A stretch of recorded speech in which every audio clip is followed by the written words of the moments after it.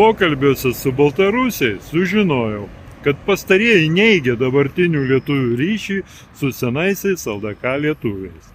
Modernios lietuvių nacijos gimimą jie sieja su iš etninių lietuvių valstiečių luomo kilusia inteligentija.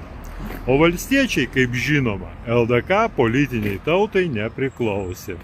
Tačiau niekas nekalba, o manau ir patys lietuviai mažai žino apie Žemaičių bajorų sąjūdį vykusi XIX amžiaus pradžioje.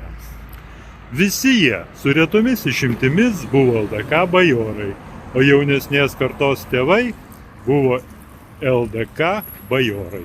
Ką tai reiškia?